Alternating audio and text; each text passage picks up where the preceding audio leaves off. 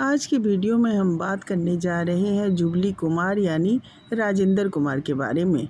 ये वो सुपरस्टार थे जिनकी फिल्में अगर फिल्मी पर्दे पर लग जाती थी तो 25 हफ्ते तक वो फिल्में फिल्मी पर्दे से उतरती नहीं थी।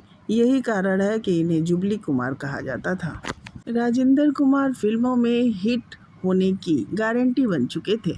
इस वीडियो में हम बात करेंगे क्यों इनके परिवार को जान बचाकर रातों रात दिल्ली भागना पड़ा था। बहुत दिनों तो लोग उन्हें पाकिस्तान के भगोड़ा मुस्लिम समझने लगे थे।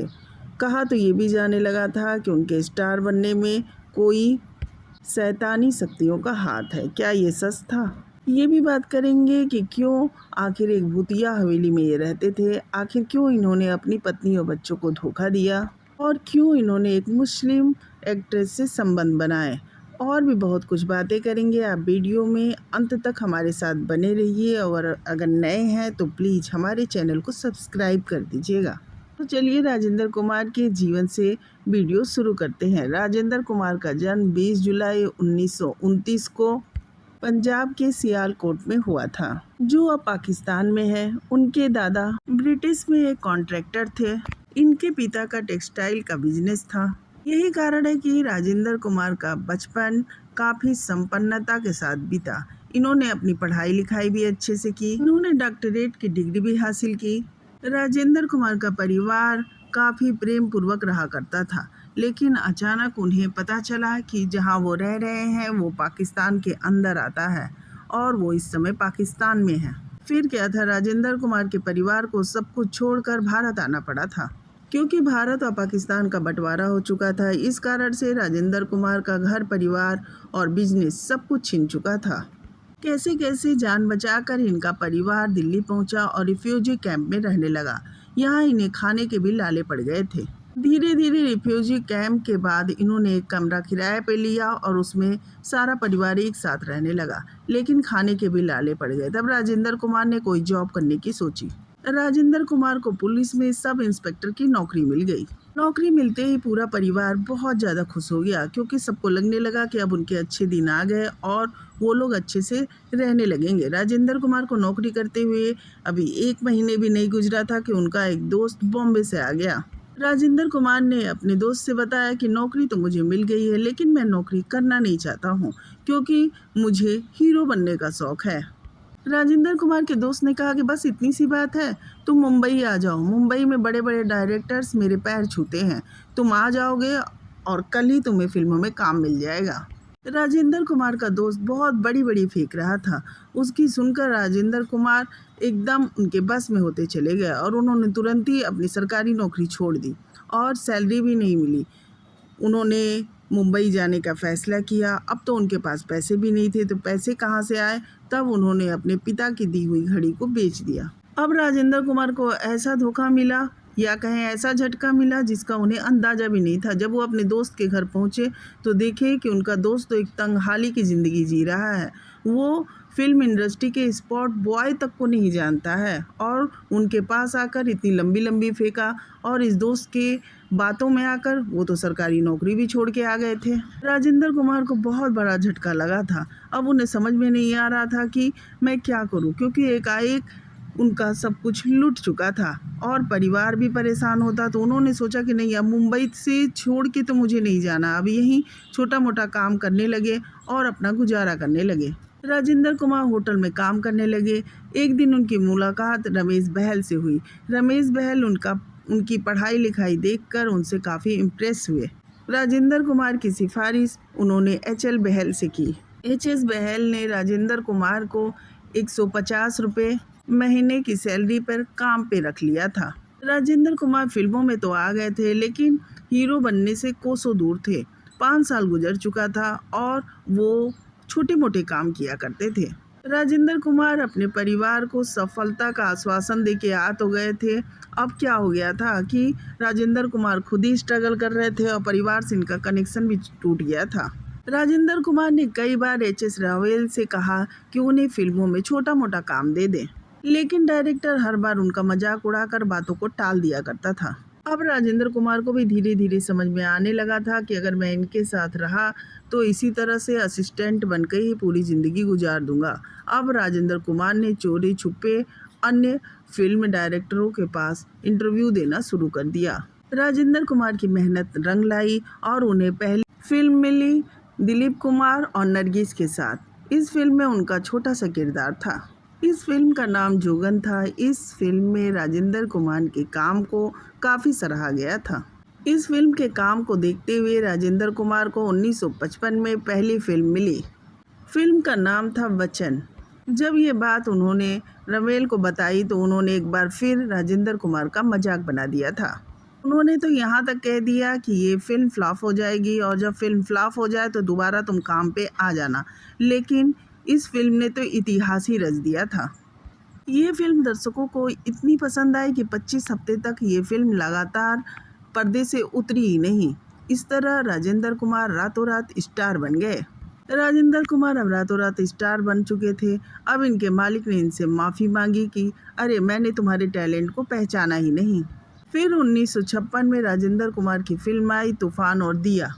ये फिल्म कई हफ्तों तक थिएटर पे चलती रही। इसके बाद फिल्म आई आवाज़, वो कुछ खास नहीं चली। फिर राजेंद्र कुमार की एक फिल्म आई मदर इंडिया। इस फिल्म में राजेंद्र कुमार के किरदार को काफ़ी पसंद किया गया और मदर इंडिया फिल्म को तो आप जानते ही हैं, ये देश नहीं विदेशों में भी खूब चली और इस फिल्म को कई अवार्ड से भी नवाजा गया। इस तरह राजेंद्र कुमार अब सफलता की सीढ़ियाँ चढ़ चुके थे। मदर इंडिया वो फिल्म रही जिसे ऑस्कर में पहली बार नॉमिनेट किया गया था। इस फिल्म में राजेंद्र कुमार ने नरगिस के बेटे का किरदार अदा किया था। इसके बाद राजेंद्र कुमार कई हिट फिल्मों का हिस्सा बने। राजेंद्र कुमार की एक और फिल्म आई धूल के फूल। इसमें राजेंद्र के किरदार को काफ़ी पसंद किया गया और इस तरह से ये जुबली कुमार बन गए। इस तरह से कई हिट सॉन्ग्स राजेंद्र कुमार के हिस्से आ चुके थे और कई अच्छी अच्छी फिल्मों में ये अभिनय भी कर चुके थे। फिल्मों की लिस्ट काफ़ी लंबी है। अब हम बात कर लेते हैं राजेंद्र कुमार के जीवन के बारे में। राजेंद्र कुमार की शादी शुक्ल बहल से हुई थी। ये बात उस समय की है जब राजेंद्र कुमार एच.एस. बहल के यहाँ असिस्टेंट के तौर पे काम करते थे। यहीं पे शुक्ल बहल और राजेंद्र कुमार को एक दूसरे से प्यार हो गया था, जबकि राजेंद्र कुमार ने साफ साफ कह दिया था कि देखो मैं कुछ तुम्हारे लिए कर नहीं पाऊंगा क्योंकि मेरे कैरियर का कोई भरोसा नहीं है। लेकिन शुक्ल बहल ने साफ कहा था कि मुझे पैसे रुपए कैरियर नहीं, मुझे आप चाहिए। जब उन्होंने ये कहा तो राजेंद्र कुमार और शुक्ल बहल ने शादी कर ली।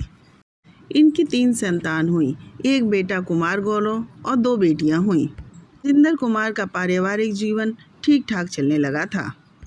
राजेंद्र कुमार सायरा बानो के साथ कई फिल्मों में काम कर रहे थे और सायरा बानो के साथ इनकी नज़दीकियां बढ़ने लगी थी।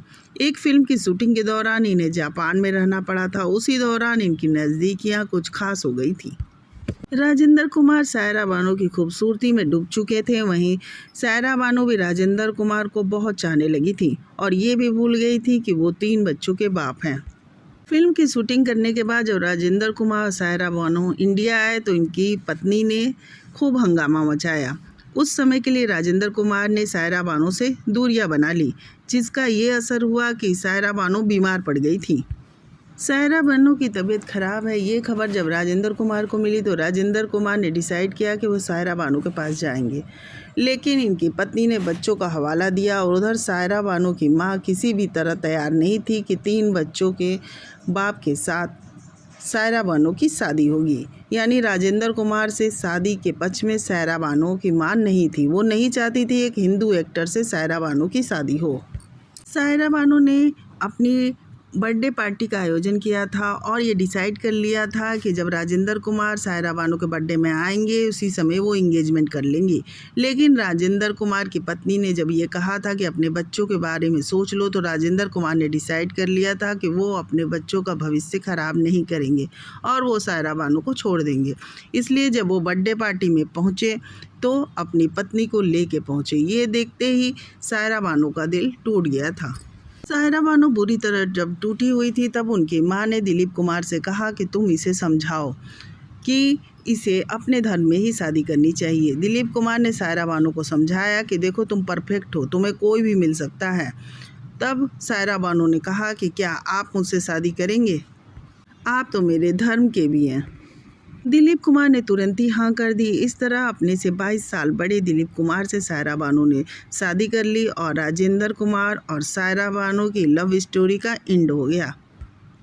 राजेंद्र कुमार अपनी एक्टिंग में इस कदर डूब जाते थे कि जब इनकी फिल्म मेरे महबूब रिलीज हुई थी तो लोग उन्हें चिट्ठियां लिखने लगे थे कि आप हिंदू नहीं, आप तो मुस्लिम हैं, आप पाकिस्तान से भाग के आए हैं, क्योंकि इस फिल्म में राजेंद्र कुमार ने एक मुस्लिम युवक का रोल अदा किया था।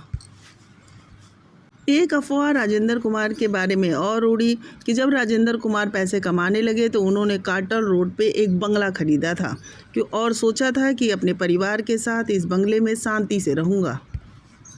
राजेंद्र कुमार ने जब बंगला खरीदने का निर्णय लिया तो लोगों ने उन्हें मना किया कि वो बंगला भूतिया बंगला है, उसमें तरह तरह की आवाज़ें भी आती हैं, आप वो बंगला ना खरीदें। लेकिन राजेंद्र कुमार नहीं माने और वो बंगला खरीद लिया। बंगला खरीदने के बाद राजेंद्र कुमार की तो जैसे किस्मत ही बदल गई थी। इनकी फिल्में सुपर हिट होने लगी थी। फिल्मी इंडस्ट्री में एक ही एक्टर रह गया था, राजेंद्र कुमार, जिसकी फिल्में अगर पर्दे पे लग जाती थी तो 25 हफ्ते तक चलती ही रहती थी। अब राजेंद्र कुमार सोचने लगे थे कि लोग झूठ ही कह रहे थे कि ये बंगला खरीद के तुम बर्बाद हो जाओगे। मैं तो बंगला खरीदने के बाद और भी बड़ा स्टार बनता जा रहा हूँ। राजेंद्र कुमार और राज कपूर फ्रेंड हुआ करते थे। इन दोनों लोग बेस्ट फ्रेंड थे और ये दोनों लोग चाहते थे कि बच्चों की शादी आपस में कर दी जाए, लेकिन बच्चे अपनी मर्जी से शादी कर लिए। इस वजह से राज कपूर और राजेंद्र कुमार का रिश्ता टूट गया था। जब एक फिल्म आई थी संगम, उसमें एक गाना था, दोस्त दोस्त ना रहा, प्यार प्यार ना रहा। उसके लिए राजेंद्र कुमार ने काम करने से मना कर दिया था। इस गाने में कहा था कि अरे इस गाने में देखो ना, दोस्त दोस्त भी है तुम्हारा फिल्म में और प्यार प्यार भी है, फिर इस गाने का क्या तुक है। लेकिन राज कपूर नहीं माने और फिल्म में ये गाना रखा उन्होंने।